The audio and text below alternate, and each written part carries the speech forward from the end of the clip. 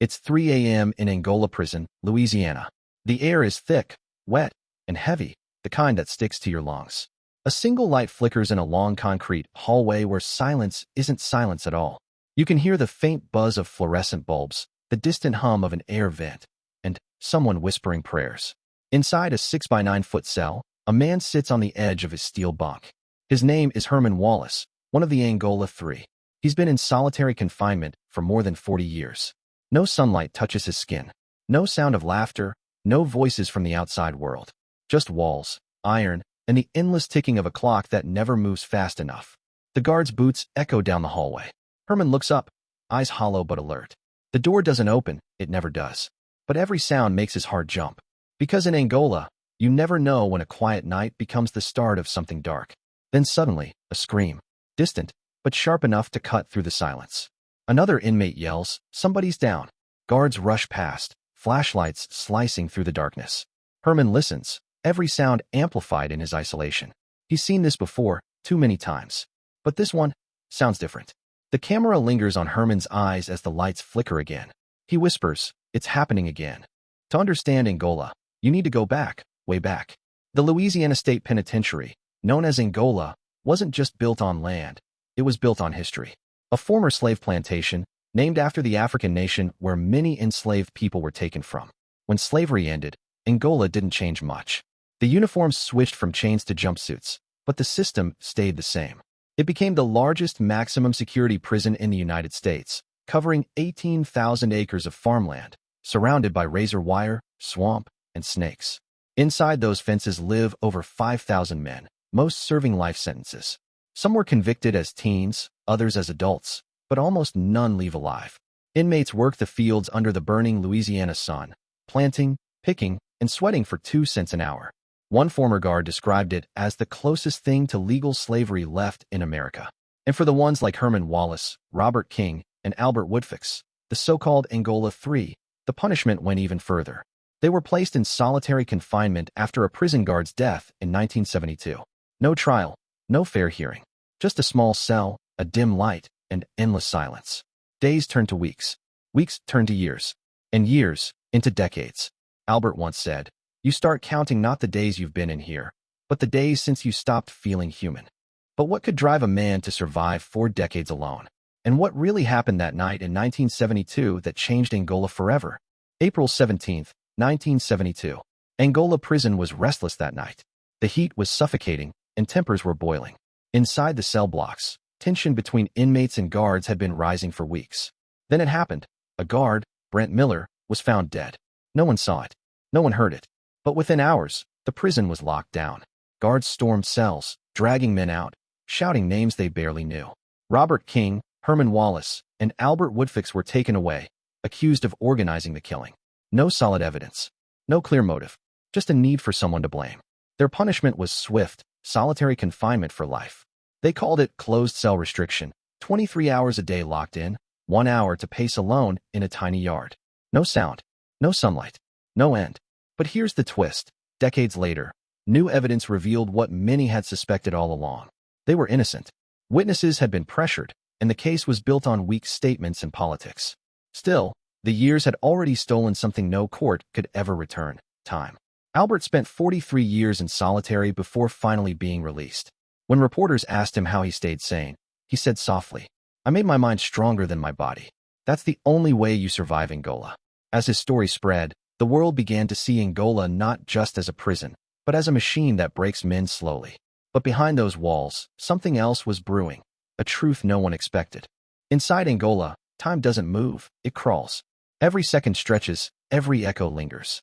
The silence becomes a sound of its own, pressing against your skull until even your heartbeat feels too loud. Herman Wallace once said, "Solitary isn't a place. It's a world made of concrete and ghosts. In that world, you learn to talk to shadows, to count cracks in the wall, to measure the light from a single bulb like it's the sun." The guards walk past without looking in. Days blend into nights, and the mind starts to bend in strange ways. Albert Woodfix began meditating. He said it was the only way to stay human. Robert King made chess pieces out of soap just to keep his brain moving. And Herman, he started drawing. He sketched freedom on scraps of paper, drawing grass, trees, and sky he hadn't seen in decades. Outside, the world forgot them.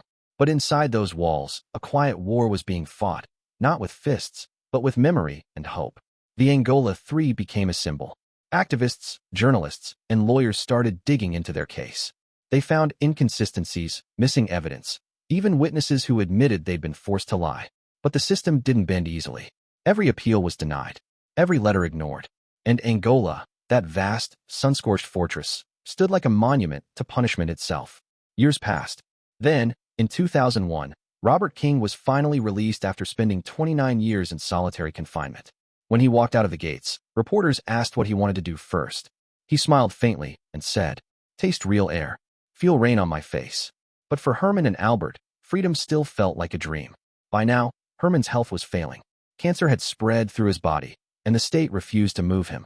In his last letter, he wrote, "They can cage my body, but they'll never cage my mind." As the sun set over the endless fields of Angola, the other inmates whispered his name like a prayer. The sound traveled through vents, through bars, through walls. A man dying, but not forgotten. Then came a call one morning. A federal judge had reviewed Herman's case. After 41 years, he was finally ordered to be released. The news spread like wildfire.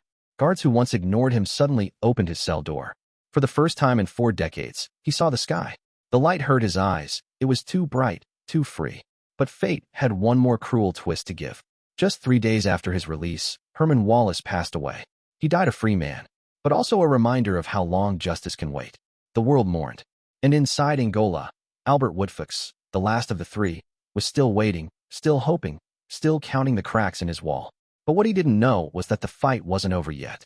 A movement was forming, and the walls of Angola were beginning to shake. When Herman Wallace died, Angola fell silent for a while.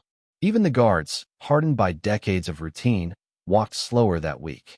But deep inside cell block C, one man still stood, Albert Woodfucks, the last living member of the Angola Three. He'd already spent over 40 years in solitary confinement, longer than almost anyone in American history.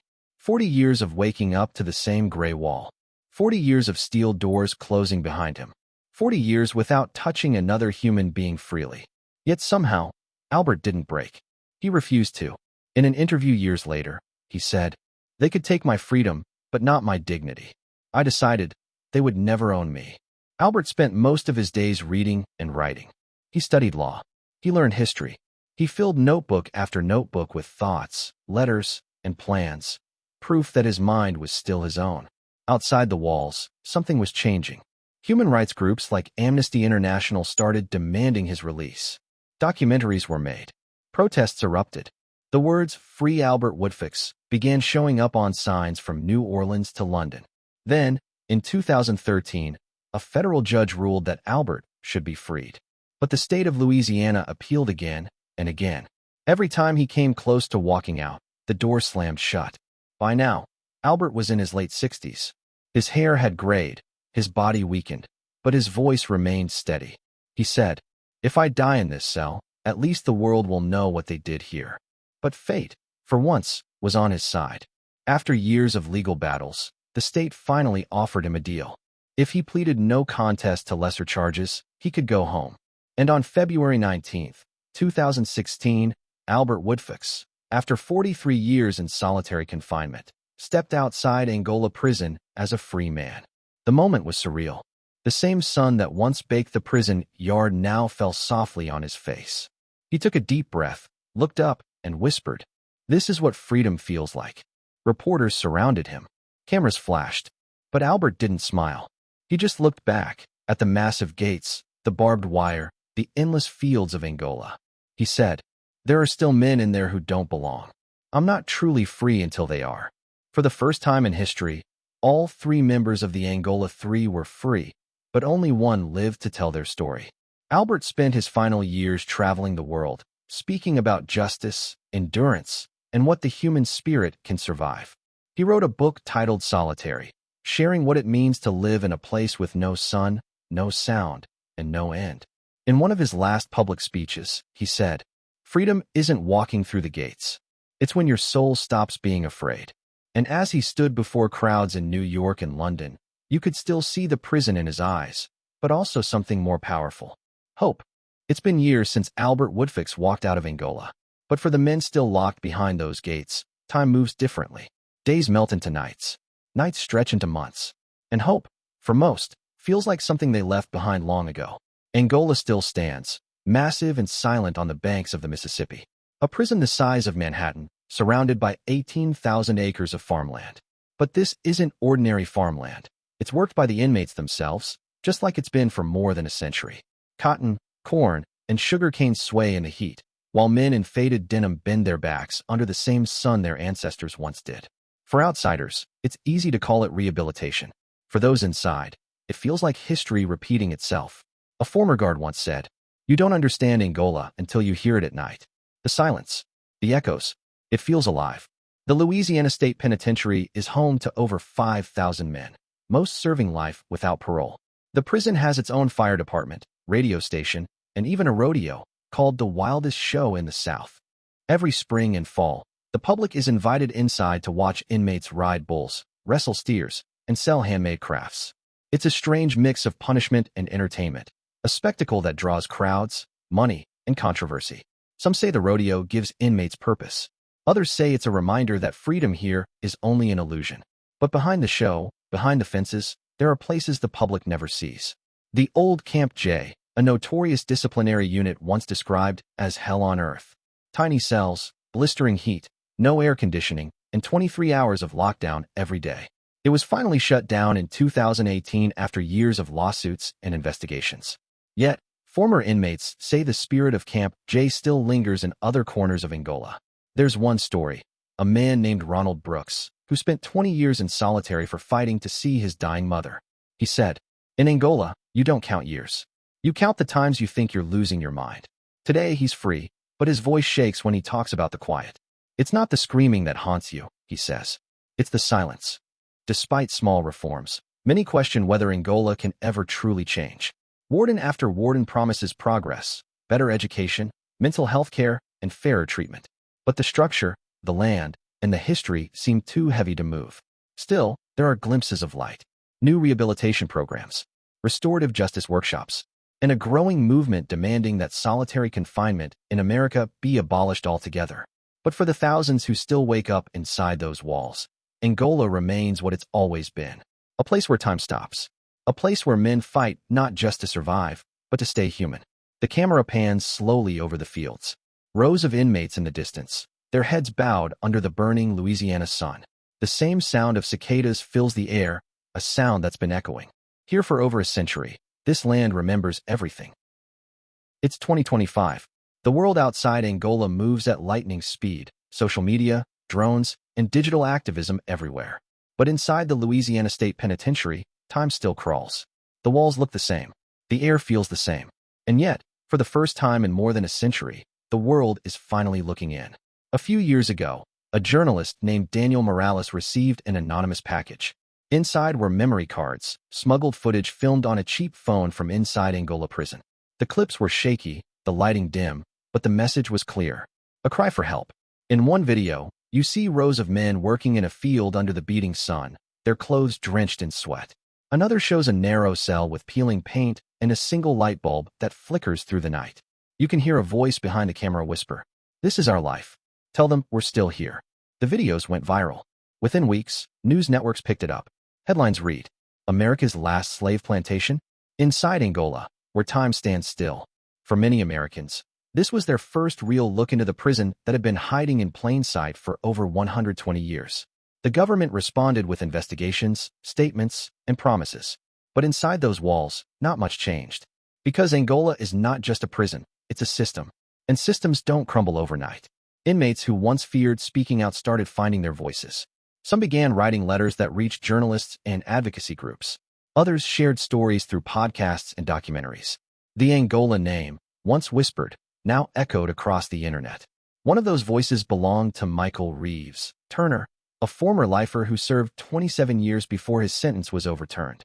He said, "You can build bigger walls, you can hide it behind acres of land, but truth always finds a way out." Reeves now works with organizations that fight against wrongful convictions and extreme sentencing. Every week, he speaks to high school students, telling them what it feels like to wake up every day with no sunlight, no sound, and no end. His voice shakes when he says, Angola doesn't just punish your body. It tries to erase your spirit. Back inside, technology is creeping in, not freedom, but control. Cameras watch every hall. Body scanners hum at every checkpoint. Even the inmates know that every move they make is being recorded. Surveillance is everywhere, and privacy is a myth. But here's the twist. Those same digital eyes that watch are also revealing what's been hidden. Drone footage from advocacy groups now shows the scale of the compound. Miles of farmland, endless fences, guard towers casting shadows across the Mississippi River. It looks less like a correctional facility and more like a forgotten country within a country. As these images circulate online, public perception shifts. For the first time, Angola's story isn't being told by officials or guards. It's being told by the men who live it. One clip shows an elderly inmate tending to a small garden near the chapel. He says quietly, "I plant because it's the only thing I can bring to life here." That single line, barely whispered, broke hearts across the internet. It became a symbol, proof that even in the darkest places, humanity fights to survive. And now, more people are paying attention. Documentaries are being made. Former wardens are being interviewed. Lawmakers are being pressured to reform sentencing laws and prison labor policies. Still, deep down in Angola, the change is slow, painfully slow. The same gates close each morning. The same keys turn in the same locks. The same echoes fill the same cells. Because the truth is, Angola doesn't just represent a prison. It represents a piece of America's history that never really ended. The narrator's voice fades into silence for a moment, and then softly says, "In Angola, freedom isn't just about leaving. It's about remembering what the walls tried to make you forget." They said things were finally changing. That after years of public outcry and media exposure, Angola Prison was no longer the farm of suffering it once was. But for the men inside, those words were just air. Because inside those thick concrete walls, change doesn't echo, it fades. It was 2023 when the cameras came again.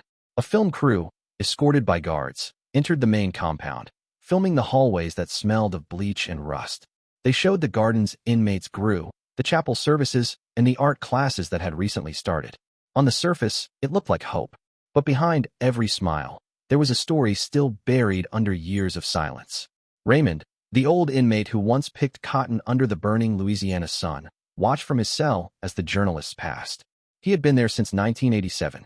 He'd seen wardens come and go, each promising reform, better food, humane conditions, more rights. And every time, he'd seen the cycle repeat. A few improvements here and there, then the system swallowed it all back up. One day, he spoke to a young inmate through the vent between their cells. The young man was new, barely 21, convicted of armed robbery. He said, "They say Angola is better now, old man. We even get our time." Raymond laughed, a dry, broken laugh. He said, "Son, you can paint all you want, but that don't cover up the cracks in these walls. They've been here longer than both of us." The truth was, Angola was built not just on land, but on legacy. A legacy of control, of labor, of a system that was never designed for redemption, only survival. And even when reforms came, they came with limits. For every new privilege gained, another was taken away quietly. For every kind gesture, there was still the shadow of what Angola had always been, a place that broke men before it reformed them. Late one night, the lights flickered off in the old wing. The silence that followed was thick. From deep inside, a man started singing. It was an old gospel hymn. Others joined, one by one, their voices low but strong. It wasn't about religion, it was about endurance. The only kind of hope that could survive a place like this was the kind that refused to die. Outside the prison, the world debated statistics, reform rates, funding, rehabilitation programs. But inside, none of that mattered. A man serving life without parole still woke up at 5 a.m. He still walked to the fields. He still slept on the same cold bunk. And when the lights went out, he still stared into the darkness that never really left. There was one moment, though, a small spark in the endless gray. A volunteer teacher named Melissa came to run a writing program. She told the inmates to write letters, not to the governor, not to the press, but to their younger selves. Hundreds participated. When she read them aloud one night, the room fell silent. One man wrote, "Dear me, you didn't know what you were walking into. You thought prison was the end, but it's the start of a life you'll never escape, even if they open the gates." That letter was published anonymously in a newspaper. It went viral. People outside started asking questions again. Angola had always hidden behind its size, 18,000 acres of isolation. But the internet broke through what walls could not.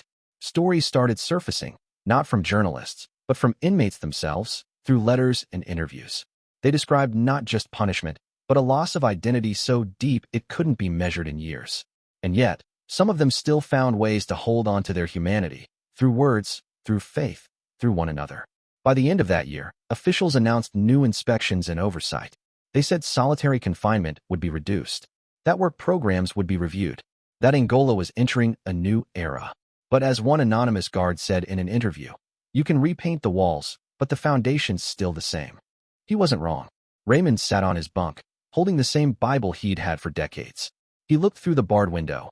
The same field where he once worked now had new machines doing the labor. The air smelled the same. The quiet felt the same. And the truth was, for him, nothing had really changed. Because Angola wasn't just a place, it was a state of being. A world where time stops and hope dies slowly. And yet, deep inside that endless silence, there was still something left. Not freedom, not peace, but a stubborn heartbeat that refused to give in. If you've watched this far, this video took long hours to create and tell this truth. Subscribe to encourage more deep and fearless stories like this, because voices like theirs need to be heard. The sun rose over Angola, but this time it wasn't just the inmates who noticed. Outside those towering gates, the world was starting to look closer, to ask harder questions. Questions about what it really meant for a man to serve time in a place that still looked like a 19th century plantation. They called it prison labor, but the men inside had another name for it, the chain gang. Because while the chains were gone, the system that once justified them wasn't. Every morning, hundreds of inmates still rode out in open trucks to the fields, their uniforms a faded khaki brown. They worked the soil, harvested crops, and repaired fences that stretched to the horizon. And for all that, they earned a few cents an hour. A journalist once wrote, "Angola is the only place in America where slavery was never truly abolished. It just changed uniforms." That line went viral, sparking outrage and debates. Lawmakers promised investigations. But inside the walls, life went on just the same. Because in Angola, promises come and go like the seasons, and every inmate knows the field never forgets. One of those inmates, Curtis, had been at Angola for 17 years. He'd seen younger men come in, full of fire and rebellion, and watched them slowly break under the weight of time. He used to say, "This place don't kill you fast. It kills you slow." But something in Curtis changed when he started writing. Through a small prison journalism program, he began documenting what he saw. The men collapsing in the fields from heat stroke, the guards joking about old-school discipline, the way medical care always came too late. When one of his articles was leaked to a local paper, Angola's name was on the front page again. Not for escape attempts, not for riots, but for the quiet kind of suffering that the public rarely sees. Within weeks, advocacy groups picked up the story. They started petitions, demanded oversight, and sent letters to the Louisiana Department of Corrections. But even then, Curtis knew the fight wasn't just about him or Angola. It was about the idea that prisons could exist as machines of labor, feeding off bodies society no longer wanted to see. Outside Angola, former inmates began speaking out too. A man named Reggie, who served 25 years for burglary, now worked with a nonprofit helping newly released prisoners find work. In interviews, he talked about how Angola shaped him, not into a better man, but into someone who learned to live without feeling. He said, "Freedom don't hit the same when you come from a place where hope had to hide just to breathe." His words echoed across social media, shared by millions. Podcasts, documentaries, even classroom discussions began using Angola as a case study, not just for punishment, but for endurance. The line between justice and cruelty had never looked so thin. Inside the prison, officials started damage control. They allowed limited media tours, showed cameras the new dorms and classrooms, and spoke about rehabilitation through responsibility. But while they talked, another story was unfolding quietly. Inmates filing federal lawsuits against forced labor, demanding fair wages and humane treatment. Some of those cases made it to court. Most didn't. The law, as always, moved slower than the suffering. One night, Curtis sat in his cell, writing by flashlight. He was working on what he called the Angola Papers, a series of essays meant to tell the world what official reports never would. He wrote, "They say this place is reforming men. But how do you reform someone while working them to the bone? How do you preach freedom in a field built by chains?" He didn't know if his words would ever leave Angola, but he wrote them anyway, because writing was the only freedom left. By 2025, Angola had become more than a prison. It had become a symbol, a mirror reflecting America's most painful question. Can justice exist without humanity? Protesters marched outside the gates with banners that read, "End prison slavery." Documentaries screened across universities. And even the state legislature began debating whether labor in prisons should be voluntary and paid at fair rates. But back inside, under the fading light, the men in khaki still walked to the fields. They didn't hear the protests. They didn't see the signs. They only knew that tomorrow, when the sirens sounded, they'd still be out there, under the same sun, in the same dirt, repeating the same story the world keeps trying to forget. If you're still watching this series, remember, this isn't just about Angola. It's about a system built to bury truth under concrete and time. Subscribe, share, and let these voices live beyond the walls that silence them. It began quietly, just whispers in the break room, small talk at the guard tower, conversations that stopped when supervisors walked in. But inside Angola, silence was never just silence. It was fear wearing a uniform. For years, officers, nurses, and even chaplains had seen what outsiders never would. Men collapsing in the fields, medical requests ignored for days, and punishment cells so dark that you couldn't tell if your eyes were open or closed. Most kept their heads down, because in a place like Angola, speaking out could cost you everything: your job, your safety, your peace. But then came Officer Samuel Price, a correctional guard who'd worked there for nearly a decade. He wasn't a saint. He'd done his share of looking away. But after watching one inmate die of heat exhaustion in the field, Price couldn't carry the silence anymore. He began documenting everything: times, dates, names, and even video footage from his body cam that never made it into the official reports. He leaked the evidence anonymously to a journalist from the Baton Rouge Times. Within weeks, headlines hit. Inside Angola Prison, the hidden brutality of America's largest penitentiary. The story exploded across the country.